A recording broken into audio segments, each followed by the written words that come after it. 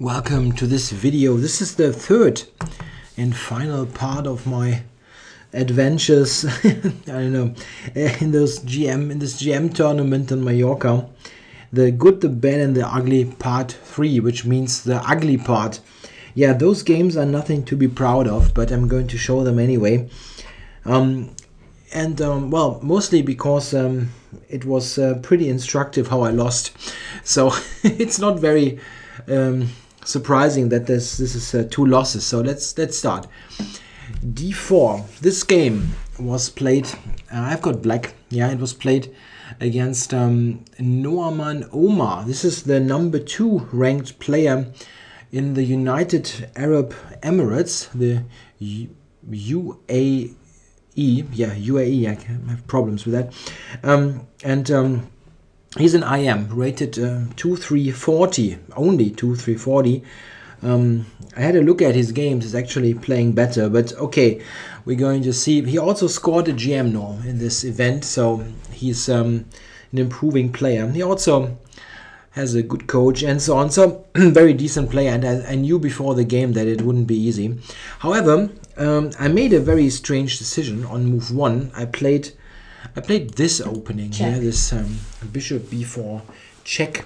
It is related to the Bogo Indian, obviously, but not quite the same. I actually decided to play that over the board. I had another idea in preparation, but for some reason, while I was sitting there, I thought, why not go for this? Yeah, it's kind of stuff that you know a little bit. Yeah, the Bogo is something that I know, but it's also maybe a slight surprise for him.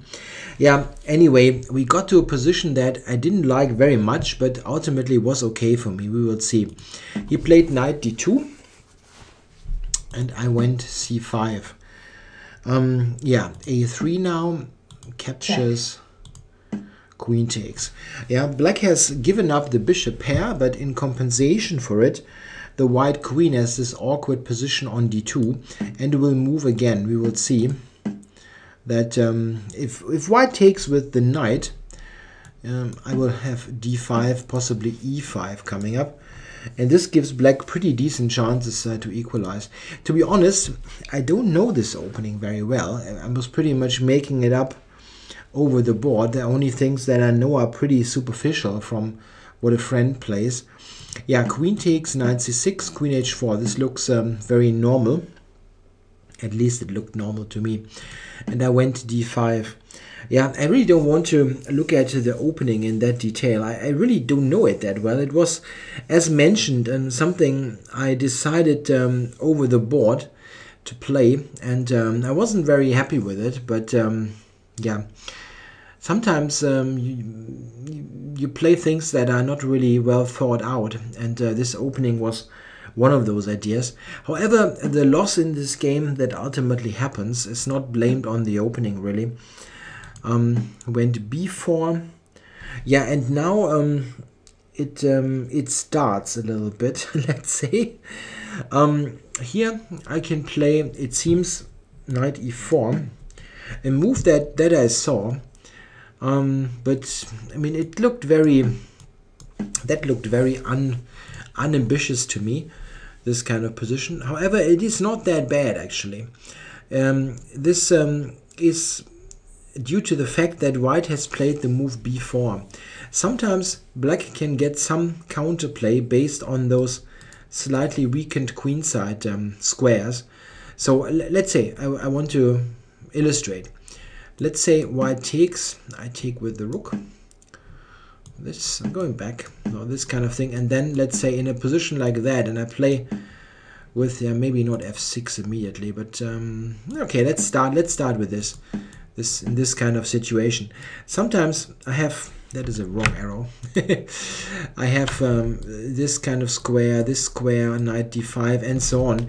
There are some counterplay ideas that black has. Or maybe I can also start something like this with e5, bishop e6, and then possibly I can use the square. I'm not saying black is great, but this is a playable position which is just a bit better for white. Okay, I went a5, instead attacking this immediately. My idea was, I am a little bit better developed, obviously. I'm already castled, and he has not moved the bishop and castled, so I wanted to gain those kind of squares here and get another tempo on the queen. However, it seems that this simple knight e4 was a bit better. After bishop b2, I went knight g6. Better is knight f5. Something that I did not really appreciate that much. After knight f5, queen f4, and then possibly a4, I have this counterplay idea, which gives black a decent position. I didn't want to go to f5 because it looked strange to me. It just sits in this g4 idea, but it was an interesting way to try for counterplay. I went knight g6, and the thing is that after knight g6, he now has a strong move that gives white the better game. A simple move, actually, just queen d4. I mean, I saw that, of course. It's not very difficult to see queen d4, but here white is better somewhat. Yeah, I can take, let's say, here, then develop, I don't know, b6 or something with bishop b7. White has the bishop pair and is slightly better. With a comfortable position, really. I thought that maybe I have rook e8. This is an interesting way to play. The idea is to push e5, but white can even play that one, neglecting his development even further, but it is just strong. It is just strong. Due to this pressure here, I have a hard time to I have a hard time to get the bishop out ever, right? I cannot move those pawns, I cannot move the knight. I have to do something like this, and this is this is not very much fun to play. White is better here. Yeah, queen d4 was actually what I expected, but by now I saw that after queen d4 I'm a little bit struggling, and then he surprised me with the move bishop takes f6. I had thought about the move, but I thought that queen d4 is just obviously the right one, and I didn't really think about this so much because the bishop on b2 is the stronger piece compared to f6. Yeah, here, however, I made a mistake, and I saw that knight takes h4, bishop d8, knight f3, gf, rook takes is okay for black. It quite obviously is. He can play, let's say, c5, but I have bishop d7, rook c8. It's not that one of those pawns, they're not promoting or anything. Black is okay here. This is an equal position. I saw that, but my problem was, or my misconception was that when I took with the g-pawn, which it did, I only reckoned with queen d4, because queen d4 was what I had expected in the first place. And I just made this comparison, let's say, with the bishop here bishop and knight on f6, and here I don't have any problems at all. I can just take on c4. I know, bishop takes, and then b6, and I have no problem at all. I can get here, and the bishop missing on b2 is a huge difference. This pawn is also controlling important squares, so this is just very nice for me, no problem at all. I'd rather actually prefer black here. It's equal, but I would like to be black here. My problem was, my oversight was that he doesn't have to go to d4. He went to h6. And this is, once you see it, you see, okay, wait, this queen is a bit offside, but he has a very direct attacking idea. And this is h4, h5, rook h3, rook g3, checkmate. And when you start to try to find a defensive setup, you will see that it's not so easy. Yeah, here I spent some time and tried to figure out what to do against this, and it is very difficult. It's already a very difficult situation.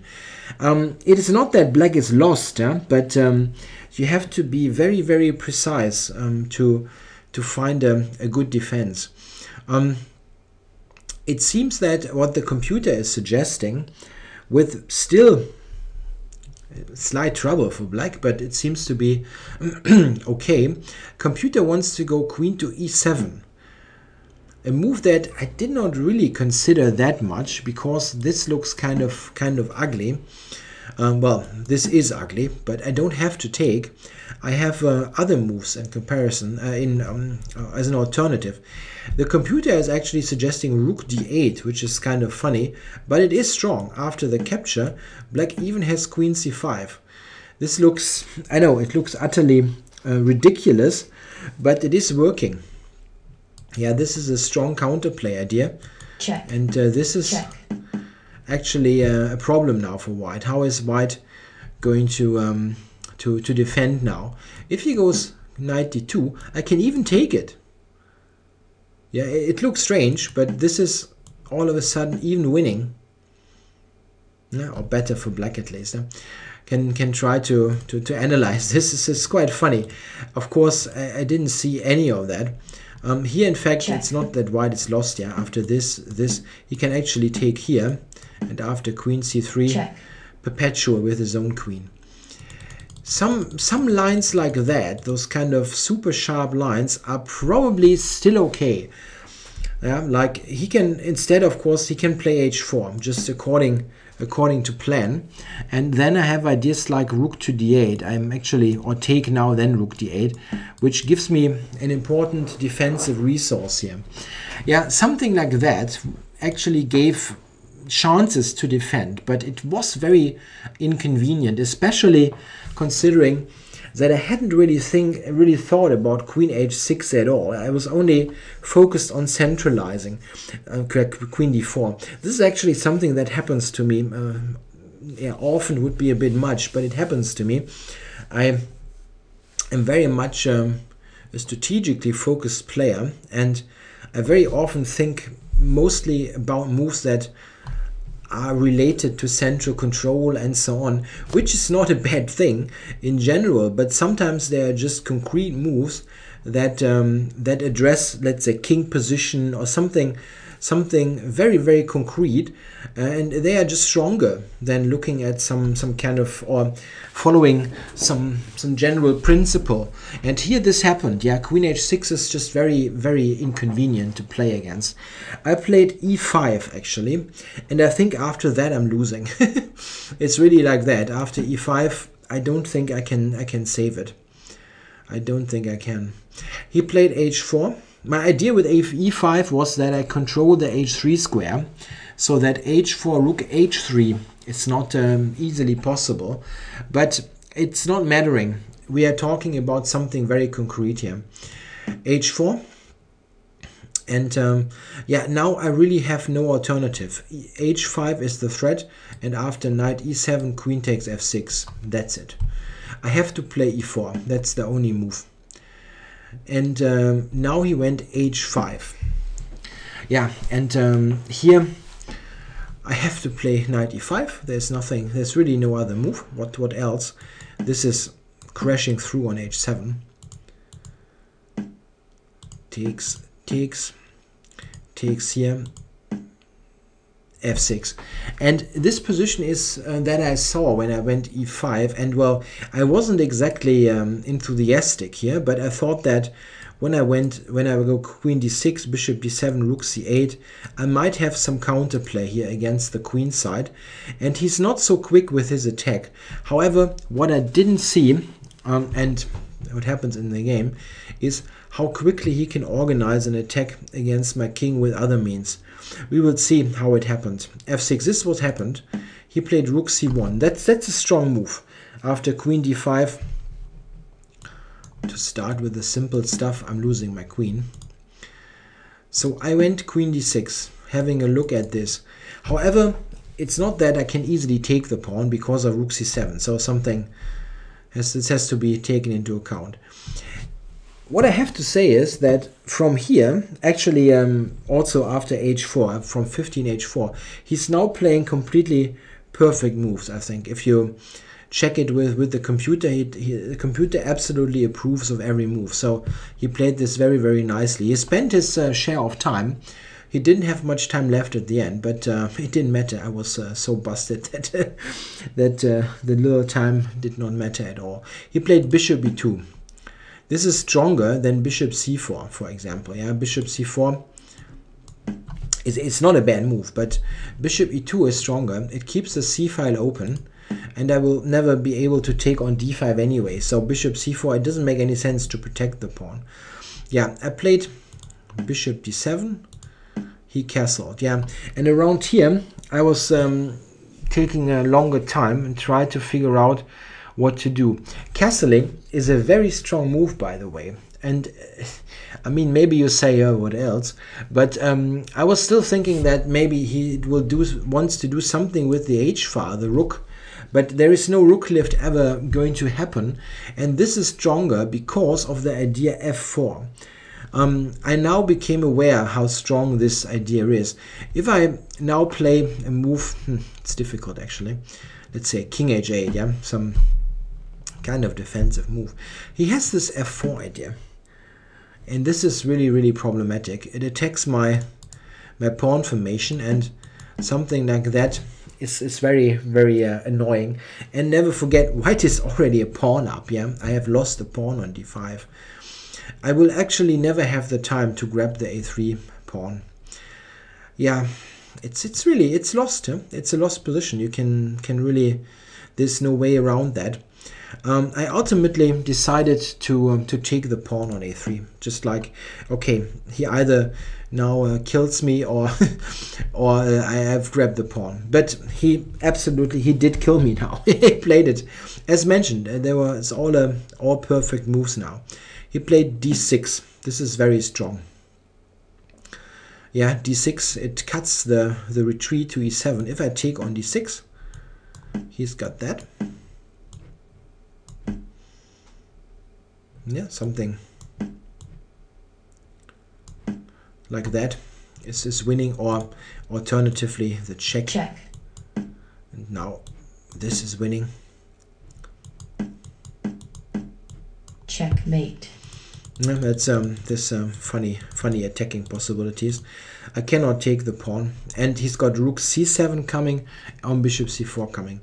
Yeah, I played king h8. And now bishop g4. That's the next strike that's hitting me. Bishop g4, very strong. If I take it, rook c7, and I'm getting checkmated here. So very strong move, and it's with tempo. Yeah, attacking this bishop. If I play here, it's over. Yeah, I played f5, and well, I saw what was coming, but what can you do? Rook c7. Again, best move. Attacking this. Now the queen is covering the pawn. I went here, and he played bishop f5, and after that I resigned with a really with a clear conscience. This is really, probably it's a forced mate. I didn't let the computer calculate that to the end. There should be a forced mate somehow. So that was a really brutal defeat in 25 moves. I don't really lose like that so often in this quick fashion, but yeah, that was very, very nicely played. A key moment was that I completely really underestimated queen to h6. My sense of danger was off in this situation. And it was mostly because I had considered this queen d4 move earlier with the bishop and knight still on the board. I was only looking at that one, and then he played this, and it all of a sudden hit me, oh wait, this is kind of annoying, and it's really difficult to play. I mean, I defended badly, but we're talking about a really inconvenient situation now. Yeah, not nice, really not nice. And well, e5 was probably giving it away, but difficult. To be honest, I mean, I didn't play a good game here. That is clear. But I don't really blame myself too much in here, because he really played it excellently. I mean, after e5, this whole sequence after h4, I checked it with the comp. It's perfect play. It really is. I mean, there's maybe one or two situations where you can play, where you have like two or three somewhat moves of equal value, yeah, but it was very, very nicely played. So yeah, nothing else to say. He just crushed me. Very, very good game. Okay, this was the first ugly game, and the second game, this is really ugly. I mean, this is, oops, okay, going to load. Let me load the second one. Oops. Yeah, okay. Fortunately, also not a very long game, so I don't have to suffer while recording it. Playing black against Titas Stremavicius. That's a top junior player from Lithuania, and he scored an IM norm in this event, and his final IM norm, so he'll get the title shortly. Yeah, so I lost against the two guys who scored norms at least.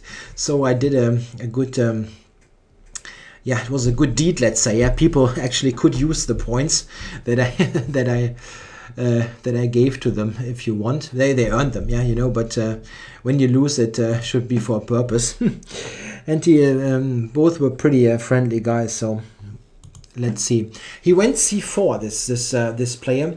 He normally plays d4. c4 surprised me a little bit. He hadn't played that for a longer while, and I didn't prepare much for the game, to be honest. By now I was, I mean, I couldn't score anything in this event without of any norm contention, and I was mostly trying to enjoy the vacation, let's say, and I was just sitting down and play. So I went c4 b6. This is not the most solid opening ever, but it is okay actually. Let's see. He didn't expect that. I think he just played what he does with e4 here. I went bishop b4, and now he played bishop d3. This might look a bit strange if you have never seen it before, but it is not a bad idea. The idea is that what white is doing, he's not playing the d pawn yet. He quite often will play bishop to c2 and later d4, with the bishop on c2 securely protecting the e4 pawn. Another idea, this is actually very neat, if I play knight e7 now, which is the traditional move there, or let's say the most played move, white has the interesting idea knight to e2. This is quite nice. It asks this bishop, okay, where are you going to go? It's a bit inconvenient. This is an idea that I actually had used myself when I played more of 1c4. I was aware of the idea and I wanted to avoid it, so I immediately captured on c3. Which is, yeah, I mean, it is not super great that you have to do that without being provoked, but it's not a big deal actually. White takes. And now, I made a mistake is maybe a bit strong, but maybe you can call it that. I was actually playing the next move a bit too quickly. I played knight e7, and I thought that the move order here is not that important actually, but knight e7 is not so great. What I should do is I should actually play d6 and try to play e5 here. Yeah, putting the pawns on dark squares, and maybe later try knight e7 and f5. Yeah, but I should start to put the pawn on e5. I think this is the better way to play. I played knight e7, castles, and now d6 is better than castling. I played this too quickly simply. Yeah? I thought this, and then I thought next f5. This was what I was thinking. But I should play with d6, e5. The problem is he now has a move e5. This has only been played once. It's a rare move. But in fact, black now has slight problems. Really has. The problem is that I cannot play a normal move anymore. Or let's say, that's a bit wrong. Let's say I play d6. Then white actually has the Greek gift. Yeah, really check. Completely killing black. I'm mated or losing huge chunks of material. The bishop h7 business is serious. So what is it that I should do? I actually very quickly decided on the move knight g6. Yeah, just putting it there, putting pressure on e5. Maybe sometimes I can even take here and I can play f5 later. However, after I played that, and I played it quickly, I recognized while my opponent started to think, pretty quickly actually, I realized, oh wait, what exactly am I going to do if he plays knight g5? And when you look at that, knight g5, you will see that the move queen h5, this threat, is very, very problematic. What is black going to do now? Yeah, if I play h6, yeah, he can take here. And black resigns. Yeah, I'm just losing this. And well, something like this is a disaster. I cannot play h6, but what am I supposed to play? Queen h5 is going to happen. Let's say I play the knight, queen h5, and white will win. This is just a disaster. Yeah? White has won a pawn and has a fantastic attacking position on top. Yeah, knight g5 was absolutely disastrous. It totally wins. Knight g5 just wins the game. It could have been one of my quickest losses, but he didn't do that. He played rook e1. Surprisingly enough, rook e1. Yeah, I really don't know. It was a bad game from a bad move. Let's say knight g6, especially playing that quickly. I should have done something else. It's not so nice actually already, because you are faced with this bishop h7 threat. Probably I should play something like h6 and go from there, but it's not a very convenient position. This earlier d6 e5 was stronger. Yeah, knight g6. Here he could have killed me with knight g5, but he played rook e1. Okay, now I played d6. I had recognized by now that knight g5 was very, very strong. And I was like, okay, he didn't do that one. And I played d6 here. Yeah, going to attack the center. Yeah? Well, moving the f pawn. It was possible actually. This is not a terrible move, but I wanted to attack the center with d6. Yeah, and now he played bishop g5. This is a very sharp move, let's say. Yeah, it is controversial. I saw that and I had prepared the following sequence, and it is, I think, okay what I'm playing now, but it is not really necessary. I mean, I could have played queen d7 and just play this position, but I went for bishop f3, which is interesting. Initiates a forcing sequence, and I still think that this is okay. The computer agrees actually, but it's interesting. So I'm giving up an exchange. For what? Yeah, I have knight d7. This is important. I'm winning a tempo on the queen, and the queen really only has e4 as a square. It went to f3. I'm sorry, f3 or e4. White cannot really take. I mean, he can, but it's not very attractive. I'm taking here. This idea as well, and I mean, stuff like that is just very, very inconvenient. Yeah, I'm going to get material back, and yeah, not really nice.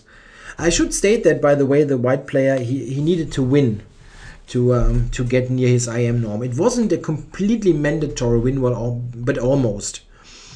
Knight d7. Yeah, okay, he went queen f3. This is the better choice. Yeah.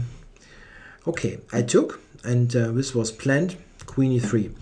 And now I recognized, and this is sometimes typical, I recognized that my initial idea was not working. I was initially thinking that now knight f4 would be good.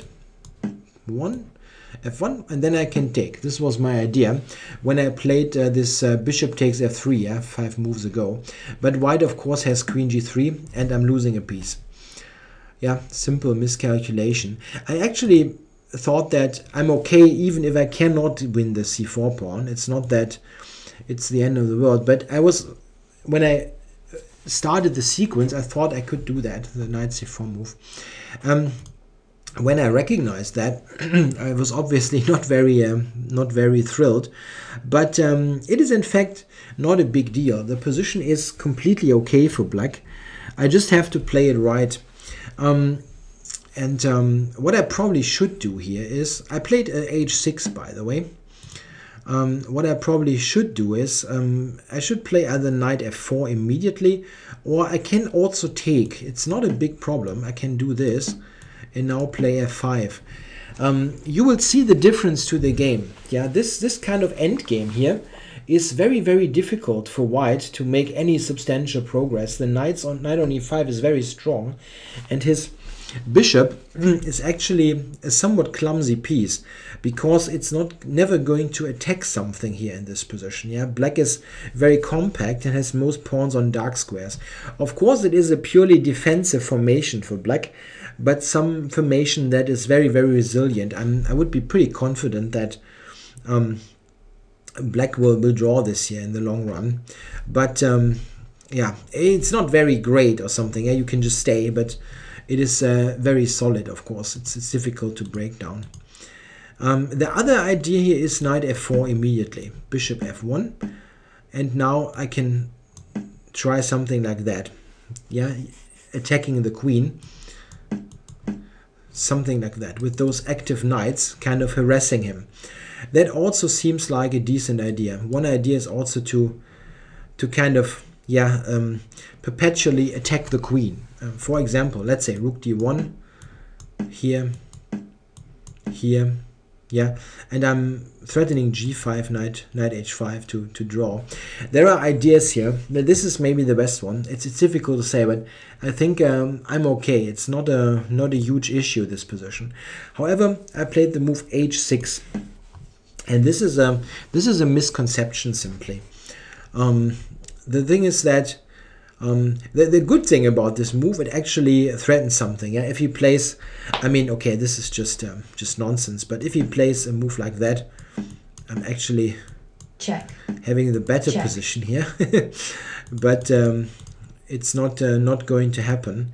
The problem is that after h6, the problem is not that one. I was considering this. This is actually very okay for me, because the pawn is very useful in securing the knight on e5.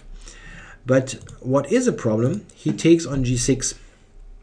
And after queen takes, which is what I have to do, b3, this position, in comparison to the other positions with an exchange down, is much worse, because he was able to trade his bishop off. This sounds a bit strange. Why should white be willing to trade off his bishop? Problem was, in this position, the bishop on d3, or you can place it wherever you want on the board, it's not a very useful piece. It will never attack something. My pawn structure is very compact, yeah, this kind of pawn formation. So the bishop is a fairly useless piece, and here he managed to trade it. It is still a position that feels very resilient. Yeah, my pawn structure doesn't have any weaknesses, and his rooks are not working very well altogether. However, and this is really the worst part of it, what I'm doing now in the next couple of moves is really bad. It is just really bad, and I really don't know what was the rationale here. I really don't know. I played queen h5 and queen h4. Yeah, this is kind of, I don't know, placing the queen on an active square, but it is not really connected to any plan. When you look at this from here, I should really find trying to find a setup that is tough to break down. And what might be such a setup? For example, something that comes to mind is, if here, let's say I play something like this. I play a5, and then I try, let's say, to bring the queen over here, yeah, to c6 or c5 on those squares. It will be very difficult for him, with the pressure on the c pawn, to move the queen side. Yeah, if he plays f4, he's surrendering the e4 square sometimes. Yeah, like knight d7, f6, knight e4, this kind of thing. This is a very tough to break down setup. White is better, of course, because he's the only one who can win. Black is just holding. Yeah, I mean, the only way black can win is if white somehow makes mistakes in trying to realize his advantage. But generally speaking, this is just trying to hold. But it would be pretty difficult to break down if I would play a setup like that. Yeah, it's kind of 50-50 chances. Yeah, 50% of a white win and 50% of a draw. If you give it to a comp, if you want the comp evaluation 0.3, it's just it's not like +1 or anything. It's a difficult position to win. Okay, I played those moves, which would be okay if I would really go back, let's say, to d8, to d7, to c6. But I really didn't have any plan here. I should go to d8 now. I went to f6 and he went b4. Yeah, and now we see he's coming with b4 and c5, and this is not easy at all to counter. Here I had an idea, not a good idea, but I had an idea. I went knight d7 now. a4. Yeah, I was actually hoping that he would trade queens, but he didn't. He played a4. And yeah, now I went knight b8. Yeah, this phase of the game is just terribly played. I mean, I didn't have any constructive idea what to do. And I mean, okay, admittedly, I was a bit frustrated about the whole thing. But yeah, you know, you could have lost after move 9. And now you're in this somewhat... yeah, unattractive position and exchange down, but still I really didn't have any ideas or whatever with those moves, so it was just like shuffling around while he plays very with a clear purpose. a4, I went here, yeah, going for possibly knight c6, so I'm actually intending to take and play knight c6, but you can just remove the queen from that. And now really, what is my knight doing? Yeah, I went here to stop a5 for the moment, but he had queen e4, and it's very inconvenient now. Where is my knight going? Yeah, no good squares. You have no good squares. I went to e7. Yeah, note that I'm just moving my pieces without any plan. This was just terrible. Queen b7. And he has entered now. Yeah, now I can... Yeah, it's a little tactic, but it's not mattering. The ultimately decisive factor is that he's got the a-pawn, and the a-pawn will win. Yeah, if I, let's say, take here, he has a6. Yeah, not taking. Yeah, this is, of course, a big mistake. After this, I will draw this probably very easily, but he has, after this, he has a6, and the a-pawn will decide the issue. So after a5, I played queen c6, rook c1, queen e8. Yeah, if I go rook a8, which looks attractive at first, he can just take here. Or he can take on b6 also. This is also a win. Yeah, this is... Check. Check. Also winning very easily. Yeah, after this, he took and I resigned. Yeah, so I managed to lose a pretty resilient position on move 15. If we go back here, this was move 15. This is a position really that if you lose it as black, you should lose on move 60 or so, and not like in 13 moves. But I really don't know. I was playing this without any kind of plan or whatever. It was just like I was charting out moves without any idea. Really, nothing else that I can say. Yeah, I mean, I obviously wasn't in a great mood or anything or something. Yeah, with the how the tournament went, but still, I should make some kind of plan or idea. When I was looking at the game just today, I didn't look at it after it was played, just a little bit.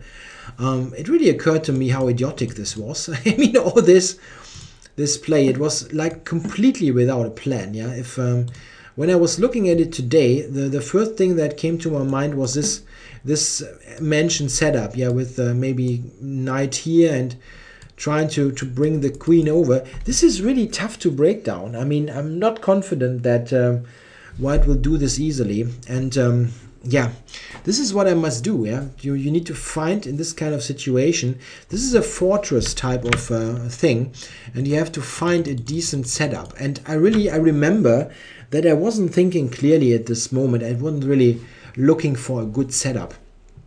And if you find a good one, like the one I just mentioned, you will have chances to hold this. Yeah, it's very easily imaginable that if the queen side, if there's some trades, a pawns and so on, it can easily happen that at the end there will be some end game where white will have the exchange for the pawn, but he will not be able to break through because of black's very solid structure. He doesn't have a weakness, there's no open file. So this actually could have been an interesting game when if I had defended this with some reasoning, but the way I played it, it was just a terrible performance.